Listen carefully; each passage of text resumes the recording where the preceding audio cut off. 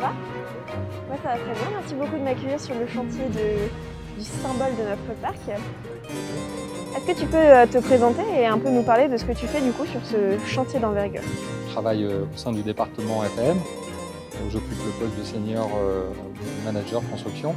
Et voilà, le château est une des grosses réhab, mais c'est vrai que c'est la plus importante aujourd'hui pour nous en tous les cas. Notre mission est essentiellement les grosses réhab majeures de nos parcs et hôtels. En ce moment, on est en train de terminer une partie des changements des tourniquets des Walt Disney Studios et du parc Disneyland Paris. Et d'autres sont en étude. Voilà, on profite vraiment du contexte qui nous autorise à travailler le jour, notamment, parce que ces grosses réhab sont souvent en temps masqué, donc en dehors des ouvertures du parc. Et là, c'est vrai que le contexte nous autorise à avoir cette capacité de travailler sur toutes des grandes durées, notamment le jour, la nuit, le matin, etc. Donc voilà Chloé, donc nous sommes entre le carrousel et le château. Donc on est vraiment là, tu vois, une partie du château qui est complètement bâchée. Ça nous permet de travailler un peu à l'abri. On fait beaucoup de travaux de remise en état de peinture, des enduits de façade, enfin toutes les finitions. Donc ça nous permet d'être complètement, pratiquement hermétique à la pluie, au vent, etc.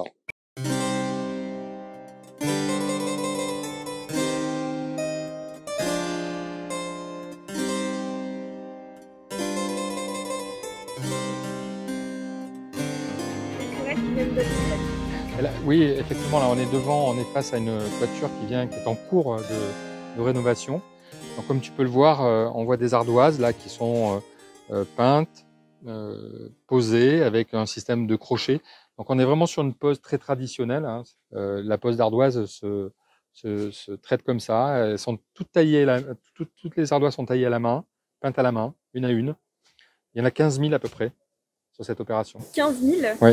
Et est-ce que les 15 000 du coup sont réhabilitées ici ou est-ce qu'elles sont faites dans des ateliers à part? Alors elles sont prédécoupées en atelier. Il y a d'abord un kelpinage, c'est-à-dire que déjà en amont, ils savent exactement à peu près où vont les tuiles. Donc c'est de l'étude d'abord en atelier, une préparation en atelier, et une fois qu'elles arrivent ici, il y a les finitions qui sont faites uniquement sur place. Et en termes de cahier des charges, au niveau du respect des couleurs, comment ça se passe? Est-ce que vous collaborez avec Walt Disney Imagineering aussi pour que toutes les couleurs d'origine soient respectées? Oui, tout à fait. On travaille avec avec l'équipe artistique hein, de la Walt Disney Imagineering. Tout est vu en amont avec eux, donc ça fait partie de cette phase d'étude dont je te parlais, des 1 an et demi d'études, où tout est vu, les couleurs, la façon dont c'est posé, etc. Donc il y a eu d'abord, c'est vraiment du partenariat, hein, parce que forcément, on n'a pas tous la technique de cette pose traditionnelle. Donc c'est un échange entre le bras frère qui nous explique comment ça doit être posé et nos équipes créatives. En tout, c'est combien de tourelles là qui ont été déjà réhabilitées? Une quinzaine. Alors, c'est assez particulier parce qu'on a fait le choix, par exemple, tu vois, ces toitures-là, ces tourelles, on a décidé de les couper, les originales, les ramener à l'atelier, les traiter en atelier, les reposer. Donc, elles sont grutées, sur site, pratiquement finies. Ça nous aide en tout cas à gérer la partie problèmes climatiques, hein, d'intempéries, etc. On est dans une période où on sait qu'il pleut, qu'il peut faire froid, etc. Donc on a fait ce choix-là. Donc les études en amont permettaient aussi de faire ce choix stratégique. Donc on a décidé qu'on allait en enlever 15, les traiter en atelier chez le bras frère et les ramener ici. Et cette toiture, par exemple, que tu vois juste devant toi, est faite ici parce que c'est pas quelque chose qu'on peut démonter. Tu vois, c'est assez complexe en termes architectural. Au niveau architecture, c'est un peu compliqué enfin, en tout cas, imaginer enlever toute cette partie-là, par exemple, c'était complexe. Alors que les toitures telles que celle-ci, c'était plutôt facile.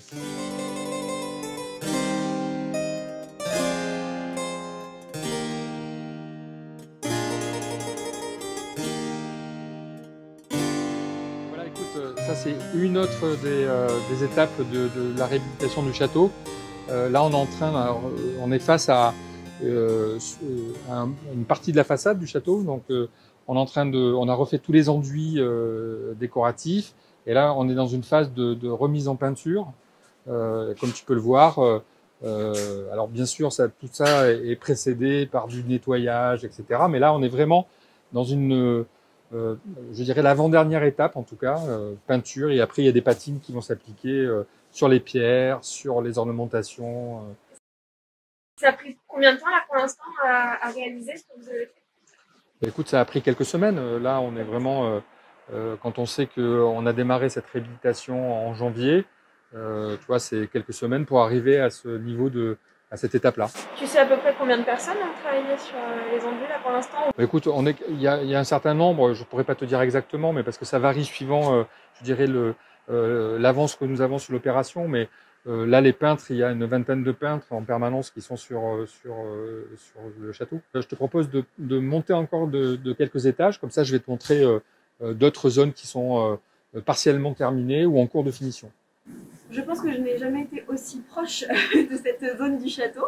Est-ce que tu peux nous parler de l'échafaudage en fait? Un des enjeux, c'était avoir le moyen le plus efficace qui permette à tous les ouvriers de travailler de plein pied à chaque fois. Tu vois, ils travaillent debout et tout est accessible. Donc c'est vraiment l'échafaudage, c'est une vraie prouesse technique parce on couvre totalement le périmètre des travaux. Et ça permet de faire ces travaux de peinture. Mais tu vois, par exemple, là, on est sur un autre niveau de finition. Donc là, on est vraiment on est dans de la peinture de finition avec les patines qui font ressortir les bois, les briques.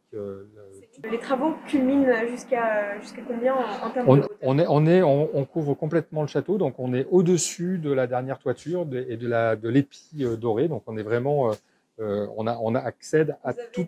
Des ouvriers super-héros qui montent carrément tout en haut du château. Oui, mais toujours en totale sécurité. Ouais, toujours en totale sécurité, parce que comme tu le vois, à chaque fois, on se retrouve dans le même environnement, accessible, protégé par les bâches.